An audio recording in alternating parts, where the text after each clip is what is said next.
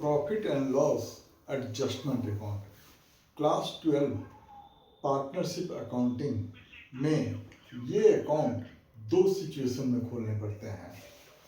एक तो profit and loss adjustment account fundamentals of partnership में जब पास्ट एडजस्टमेंट को जर्नल एंट्रीज के थ्रू करेक्ट करना होता है तब ये अकाउंट ओपन होता है। जैसे अगर प्रॉफिट एंड लॉस अप्रोप्रिएशन से रिलेटेड किसी भी आइटम को बाय मिस्टेक इंटर नहीं हुआ हो तो उसे अगर कोई आइटम क्रेडिट करना हो तो एडजस्टमेंट एंट्री पास कर देते हैं, profit and loss adjustment account debit to partners capital account. अगर किसी आइटम को डेबिट करना हो तो उसके लिए partners capital account debit to profit and loss appropriation profit and loss adjustment account.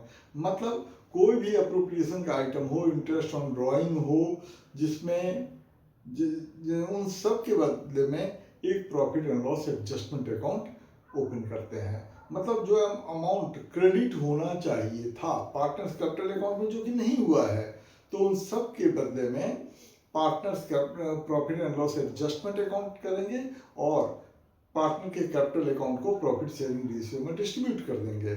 और कोई ऐसा आइटम जो पार्टनर्स कैपिटल अकाउंट या करेंट अकाउंट में डेबिट होना चाहिए था, मतलब जो रॉन्गली क्रेडिट हो गया, उसे बाद में डेबिट करके करेक्ट करते हैं तो उसकी जर्नल एंट्री कर देते हैं partners capital account profit and loss adjust partners capital account debit to profit and loss adjustment account. अब ये तो एक जगह हुआ जहां पर profit and loss adjustment account open करते हैं। जो दूसरा सिचुएशन है profit and loss adjustment account open करने का, वो change in profit sharing ratio, admission, retirement और डेथ के केस में ओपन करते हैं। मतलब रिकंस्टिट्यूशन ऑफ पार्टनरशिप के केस में ओपन करते हैं। यहाँ पर profit and loss adjustment account का पॉपुलर नाम यूज करते हैं जिसको रीवैल्यूएशन अकाउंट कहते हैं। रीवैल्यूएशन अकाउंट क्या है?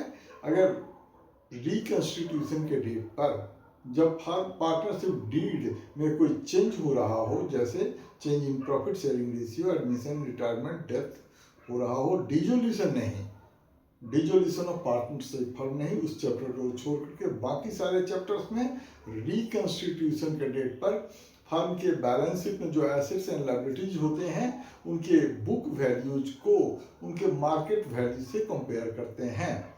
अब कंपैरिजन का दो इम्पैक्ट होगा, या तो मार्केट वैल्यू इंक्रीज होगा या डिक्रीज होगा। अब अगर एसेट का मार्केट वैल्यू इंक्रीज होता है तो जितने से इंक्रीज हुआ उसको रीवैल्यूएशन अकाउंट के या के क्रेडिट में लिखते हैं, और जितने से डिक्रीज हुआ उसको रीवैल्यूएशन अकाउंट के डेबिट साइड में लिखते हैं। अगर किसी लायबिलिटी का मार्केट वैल्यू इंक्रीज हो तो रीवैल्यूएशन अकाउंट के डेबिट साइड में इसे रिकॉर्ड करते हैं जितने से इंक्रीज हुआ हो, और रीवैल्यूएशन और कोई लायबिलिटी का वैल्यू डिक्रीज हुआ हो तो उसे रीवैल्यूएशन अकाउंट के क्रेडिट साइड में रिकॉर्ड करते हैं जितने से डिक्रीज हुआ हो।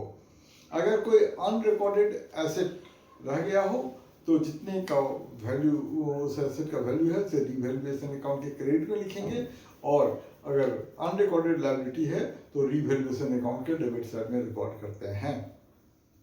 इसके बाद अगर कोई रीवैल्यूएशन से रिलेटेड एक्सपेंस है तो उसको रीवैल्यूएशन अकाउंट के डेबिट साइड में लिखते हैं, और अगर क्रेडिट का टोटल ज़्यादा हो तो उसको गेन ऑन रीवैल्यूएशन कहते हैं, डेबिट का टोटल ज़्यादा हो तो लॉस ऑन रिवैल्यूएशन कहते हैं।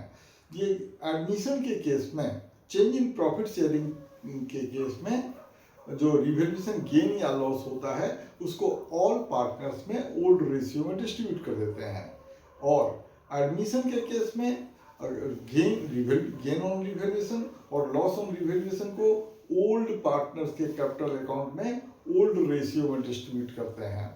रिटायरमेंट के केस में भी अगेन ऑल पार्टनर्स के कैपिटल अकाउंट में गेन ऑन रिवैल्यूएशन या लॉस ऑन रिवैल्यूएशन को ट्रांसफर करते हैं। इसी तरह से डेथ के केस में भी सभी partners including disease partner capital account में रिवैल्यूएशन के गेन या लॉस को डिस्ट्रीब्यूट करते हैं।